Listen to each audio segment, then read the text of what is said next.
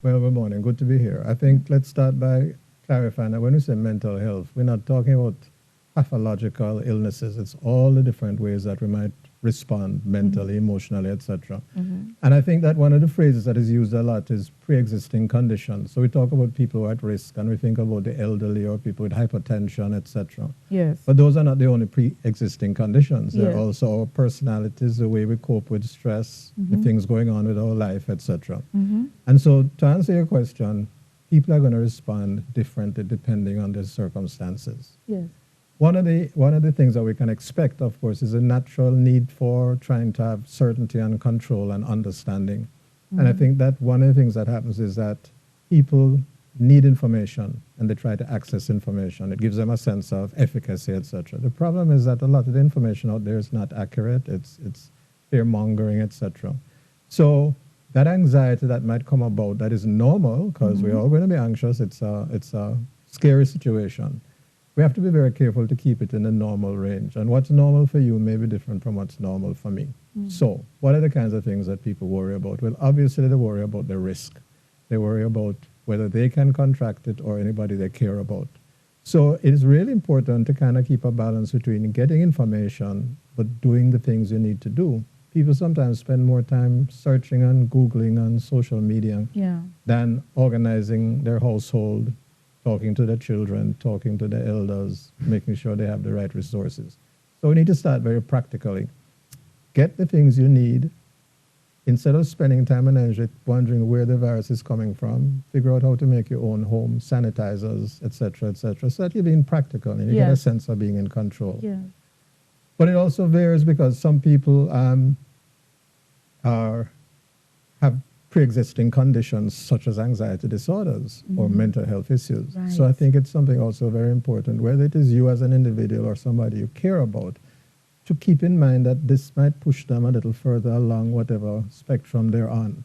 And we have to make sure we have our medications, we're keeping in touch with our mental health practitioners, we're taking care of people we know who might have problems. That's another issue. With the children and the elderly, and there's so many issues to talk about. I'm Yes, just because cherry I'm picking glad some. that Yeah. I'm glad that you dovetail into the elderly Mhm. because so many people are concerned about their elder parents or spouses and so on. And one of the things that I've seen is separation. And if you are separating someone who is elderly from their grandchildren, their children, and so on, it might seem as the best thing for that person for their health. But what about their emotion, for their physical health? What about their emotional health now if they're in isolation? So there are for a this number of period? issues here. I think that it's important to have balance. And all of these things is about balance. So you want to minimize risk of infection, but you also want to maintain their mental health and their wellness because this is going to affect their immune system. The happier, more comfortable they are, the more likely they be able to fight off whatever bugs. So yes, the isolation and separation is important, but we have technology. You know, you can use the social media to have a screen, have them see the grandchildren, see who they Right. need to be in touch with. Yes. Keep in mind that every individual will be different. Some people don't really want that contact and they're fine to have time by themselves. Others will be missing it. So be creative, be in balance, but remember this is an individual. If you know this person, you know what they will need, try and find a balance to kind of keep them safe, but care for them. Yeah. I remember when I was at Holy Name Convent, sister saying that, you know, girls, we need to at least get one hug a day. That's social contact.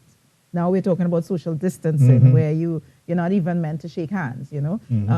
And our culture is one where we are touchy-feely people. What do you think, how do you think it will impact us as Trinidad and Tobago citizens? Well, old habits die hard. So it's going to be very difficult. And I drove around the savannah this morning, and there are groups of people walking together and talking and laughing and high-fiving and stuff. That has to stop. Just because somebody is your friend doesn't mean they can't give you an infection. So we have to find other ways to feel close. And unfortunately, we can't be having physical contact with the people we always wanted to, but we can have that emotional contact, the conversations, the keeping in touch, the humor, the jokes, etc. And for those of us who need that physical contact, well, folks at home who are not infected, as far as you know, if you're practicing hygiene, that's where Yes. you're going to have to get that kind of physical contact. But again, it's about balance. Yes. Let's talk about stigmatization in the workplace, in the communities. We've seen in Jamaica what has happened there with persons attacking the residents who had been tested positive. Any tips with Fear regard of to the saying, unknown. It's all part of that whole trying to take control and feel certain. This is really about education and discussion. And it's really about how we can use peer pressure and social pressure to kind of help people to change their attitudes and behaviors. Yes. You can't legislate what's going to be happening in every space, Yeah. but we can all use our positive influence on others. So these need to be part of the conversations we need to be having to ensure that stigmatization doesn't take place, because next time it could be you or somebody you care about. Yeah. Now, we have our school children at home until April 20th. We have parents staying at home. What are some of the things that can come up? I'm thinking boredom, for example. Depression for persons. Let's go back to isolation again. Can you talk us through some of these? So again, going to vary depending on the individual and the family. What we have to keep in mind is that a lot of our reactions are normal, so we shouldn't pathologize them. We have to manage them. Little children have a lot of energy. Yeah. If you're keeping them at home cooped up and they're getting turbulent, Yes. that's normal. Yes. Do not overreact to them, because maybe it's our stress that is being triggered. Yes. We need to give them space to burn off energy. So different age groups will have different needs. The younger children especially need to burn off that energy. So you need to help them to play, etc. They also need structure. But we have to be careful not to over-structure their time. There are lots of lists going on about, do this for breakfast, and after that do this, and after do schoolwork, try and keep them to a routine. That's good. But again, it's about balance.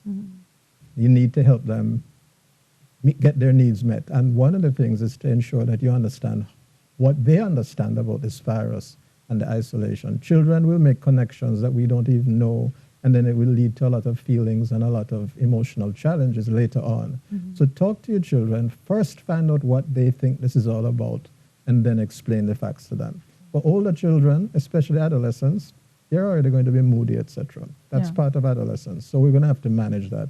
They may not mind locking up in their room and being on social media, but then we still need to monitor that as well. But you still need to monitor that, what they're hearing, what they're thinking, what they're doing, because there are lots of challenges with social media. It can lead down a lot of negative pathways. So yes, we're going to have to manage the process. And I think for adults who are trying to cope in the home, there's also the issue of the relationship between the adults. Well, I was just going to ask you about that issue with regard to abusive relationships now. So we're talking about relationships on the normal. I know you were going there, but it made me think about the home as a safe space or not safe space, not just for the adults, but even for children, where school was the safe space, and for the adults where the workplace was the safe space. And now that they're at home, what advice do you have for persons who are in that situation? Well, I'm not going to jump to that right away, because I don't want to pathologize this thing. Right. It's the normal stressors, the things that you and I live together and you irritate me, but I could go to work, I could go to the gym, I could pull a sweat.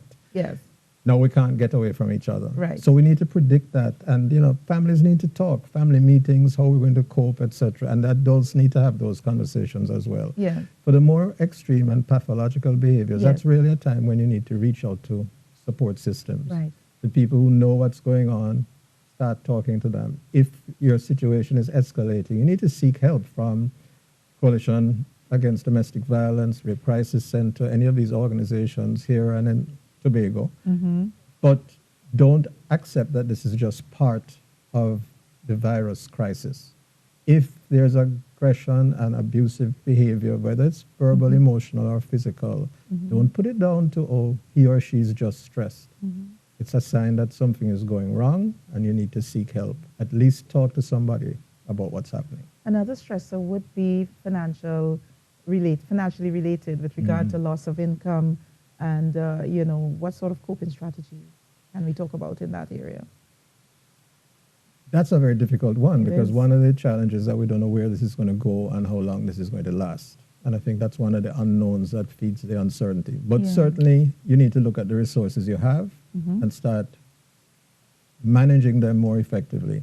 The panic buying is a problem. You don't need to buy everything right now. But you also need to make sure that what you buy you use carefully, and that you and your partner or family are on the same page, because this can be another stressor if one is panic buying and one is hoarding, one is trying to save, another one is trying to get stuff. Yes. So the financial challenges are going to be there, and it's going to require a lot of discipline to manage it. I'd imagine some people might be responding with anger. Mm-hmm. Yeah. Well, there are going to be a lot of emotional responses. I mean, depression, people think of depression as sadness and stuff, but depression can be shown in anger also. And these are depressing times. They're scary times. So the anxiety may come out in many different ways. The anger may come out, and the depression, the mood changes in many different ways. We need to kind of use a lot of self-awareness. If we know what we tend to do, we know our normal stress response, we know how we react physically, emotionally, we need to learn how to keep things in balance. And the same is true for the people we are around. We need to support each other in a positive and constructive way. What's the upside to all of this? Because we're talking depression, anxiety, fear. Is there an upside? Well, the upside is that any crisis, any danger is an opportunity for change, and there can be positive changes. We can now realize all the things that used to be a priority for us, not so important anymore when we're talking about survival and care and love and affection. For people who are so happy that their children were out of the house, realize, well, I'd like to have them back sometime. And I mentioned that as another stressor too. A lot of people have, well, especially older people, have relatives and close family members who are abroad. They're not able to see, they can't even come home because of all the flight restrictions. And that is true also for people who have their children studying abroad. And this is a stressor that sometimes, day-to-day coping, etc., we don't realize the things that are really bothering us. So I just want to speak to some of the healthy coping. Yes. The unhealthy coping are those unhealthy behaviors, the aggression, the violence, the drinking, the using of substances to numb and dull ourselves. That can really be problematic. But the healthy coping are things that we've been doing all along. We just need to do them more mindfully and purposefully. And to cope, you need to understand what's bothering you. So there's a strange little dynamic there. Most of us try to block out the things that are stressing us. What I'm saying is that part of it is that we need to identify the things that are stressing us and come up with ways to cope that fit. Prayer, meditation, medication, exercise, humor, keeping things in balance. These are all going to be very critical because times are changing and we're not sure where this is going. We also have to be very careful that we don't look for concrete facts and absolute information. And I just want to emphasize that. This is a new virus. There's new information coming out all the time from the research. If they tell you there are 14 days that you are contagious, well, that's an approximation. It may be more. Right. And you will hear later it's more. It doesn't mean that our leaders or scientists were wrong. It just means they're getting more data. If they tell you that they're droplets and that they only fall a certain distance, that's what they know now. They may find out more later. Do not let that catastrophize your thinking and everything is going to go wrong. It just means that we do what we can do now and we listen to the information, but we don't immerse ourselves in it because that is going to be a stressor again. So it's about balance. We really have to find new ways to balance and we have to do it together because positive peer pressure can make all the difference. If I see you touching your face, I can make a joke and say, don't do that. Right. Corona touch. Right. Whatever. Yes. Let's help each other get through this thing. All right. One final question for someone like me, custom traveling. Now you're grounded, right? You're looking at your calendar just completely. It's almost as if you are grounded at home or at school. Because even you're talking about tips like meditation and so on, I can understand that.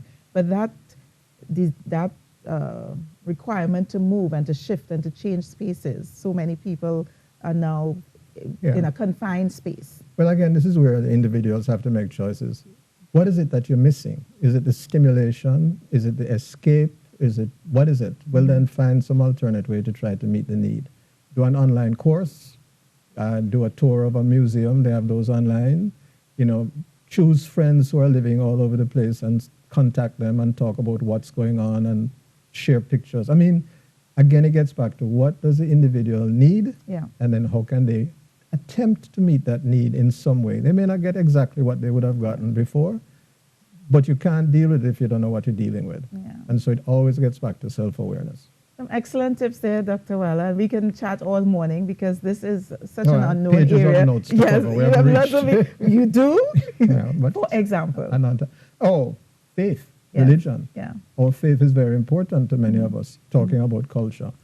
But that can lead to some serious challenges. It can give you support in your prayer, your meditation, in your support groups.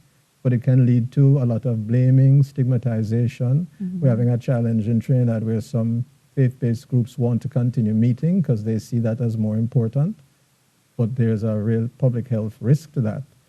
When you challenge people's faith, it really can lead to a lot of resistance. So we have to understand the positive and negatives, and again, always deal with the balance. Yes. Keeping things in balance. Yeah. Understanding what things mean to people, but then helping them to maybe find other ways to get what and they I need. saw that shift happening in our trending where and I know the Catholic Church, for example, that was a situation of cancelling masses and why should it be cancelled. And I saw in our trending today that the Archbishop is saying that persons, sort of modifying it, that you can go into the homes with the hosts, with the sick, and have that, that in smaller groups. And so that's a way of modifying it. So we have to be flexible. We have to be flexible. I think one of the mindsets we have to have going forward is that we've been talking a lot about protecting ourselves, but as the virus increases in prevalence and incidence, we really have to be thinking that anybody can be infected. You can't tell by looking, and you may also be infected. So it's not just preventing infection, but it's protecting others. And that is where, again, the community has got to respond in a united way, because we have to come out the other side wherever it is. Wonderful. Well, I know we have a lot of notes, but we've covered a lot, and maybe we need to do a part 2, right? Certainly. So thank you very much, Dr. Peter Waller, community clinical psychologist, and you're also affiliated with the University of the West Indies. I was a lecturer both at Mona and in Trinidad, but I'm consulting on private practice. Wonderful. All right. Good to have you on the show.